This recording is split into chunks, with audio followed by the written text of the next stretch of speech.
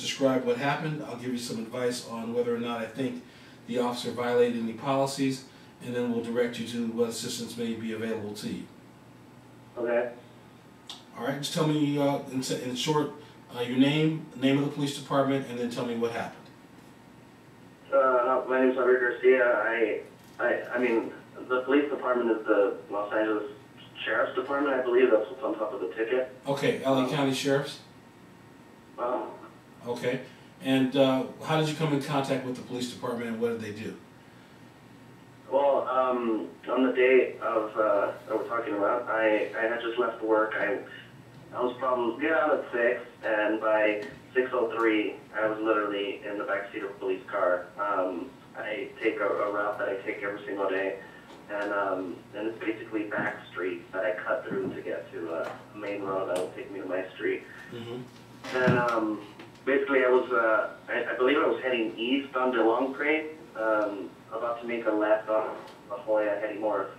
And I have no stop on my street to make my left. So as I was making it, I noticed the police officer was heading south on La Jolla, really fast. He did have a stop, which while I was making my left, he was coming to a stop. And I felt it was just very, very rough stop as far as the police officer, which I mentioned earlier that I thought he was speeding down the road. And again, I kind of got some, I know if he was heading somewhere because of the radio transmissions he was getting. Somebody was asking him where he was, and, you know, why aren't you here? So basically, when I made my left, he came to a kind of a rough stop, and I noticed instantly in my rear view he made like this really aggressive U-turn. In about 30 seconds after that, I was in the back seat of a cop car. He came up to my window, asked me to turn everything off, asked me to step out of the car, grab my hands before I was even standing up outside of my car, just put them behind my back, tightly squeezed them, said, come with me. I was like, what are you doing? Why are you grabbing me? Why are you putting me into your car? You know, I didn't do anything wrong. Then he kind of whispered a couple times, you know, why'd you cut me off? Why'd you cut me off? And I was like, I didn't cut you off. You were speeding down the road and you have a stop sign and I don't. And he just stayed quiet after that. He didn't say anything. Put me in the back, went through my car, just kind of went through it, you know, looking for whatever, I don't know what he was looking for. And basically there was another patrolman just kind of watching me on the side, and then they kind of talked to each other, and he's like, ask him where, you know, where his ID is and all this stuff, and I said, you know, if you guys would have asked me for all this stuff, I would have got it for you. And that's when the cop said, oh, fuck this guy, the main guy, that was the cop that was driving. There's two names, I don't know which one was the one that was handling me. It seemed like, to me, it seemed like he was just kind of, and this is what I got out of it just because of the way I looked. I just got out of work, I took off my shirt, I had a wife beater, I have a few tattoos. You know, when I made my left turn and we kind of looked at each other, I just felt, and this could just be me, you know, I just felt like he wanted to teach this punk a lesson, something like that, you know. So, yeah, when I got in the back car, they started asking me for stuff. I didn't have anything on me. Again, I was in the back seat. Doors were closed. They kept yelling, you know, where's this guy's ID? I said, if you would ask me. So he said, fuck this guy, he's being a smart ass. So then he just goes and starts going through everything. And then ran into some pills that I take because I have heartburn. I have a hiatal hernia, and he's just, what are these pills? Do you have a prescription? I'm like, they're over-the-counter heartburn pills, and he's just like, you know, are you a nervous guy? Are you nervous? And I'm like, no, I'm not. He's like, are you nervous right now? And I'm like, no, I'm not, you know. And basically, I mentioned, you know, why'd you pull me over? Is it my wife beater? What is it, you know? Mm-hmm. And he kind of just ignored me. And then I saw him take out my backpack from my front of my car, and he just threw it on my hood, and he just kind of went through every single thing in my backpack, and then came into the car with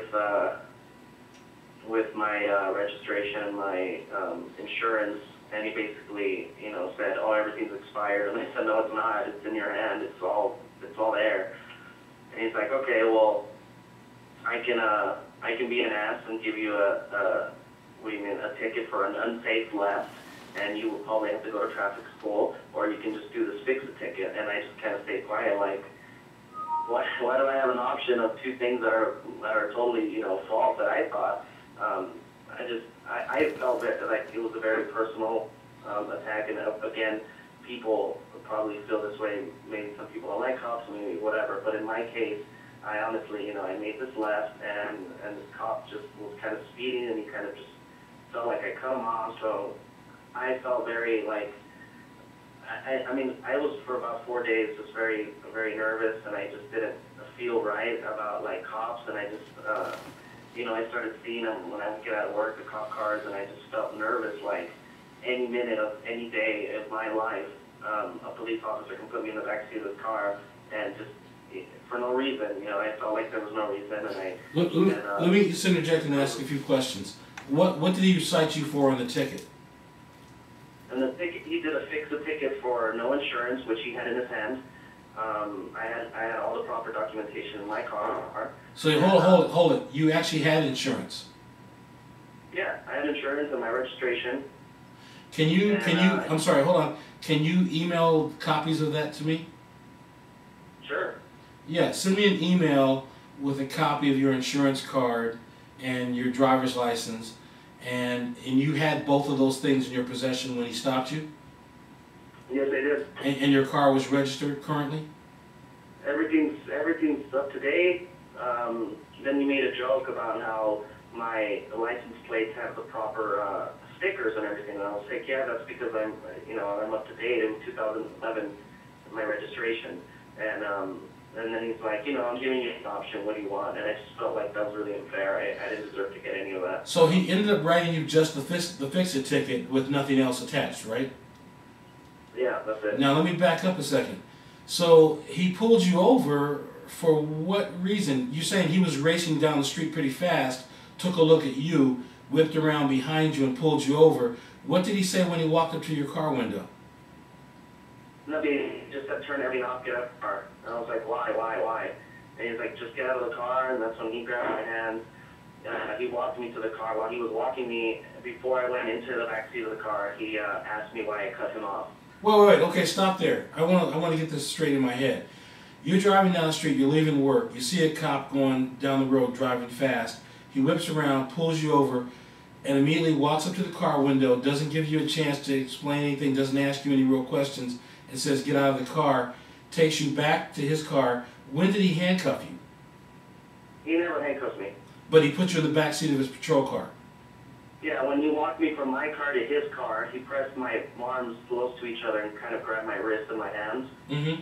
And just kind of walked me to his car. And right before I went into the car, he just said, why'd you cut me off? Okay, so he puts you in the back seat of his car, and then he starts writing the ticket? No, this ticket, and I noticed in the ticket a certain time, I don't have it on me right now, it was like 6:20 something, where he wrote the ticket. Well, I was in the back seat from 6:03 to 6:34. I was in the car for a really long time, read some ridiculous questions and comments. He didn't write the ticket at all until literally right before he got me out of the car, which was probably 25 minutes later. Okay, let me give you my rough assessment right now.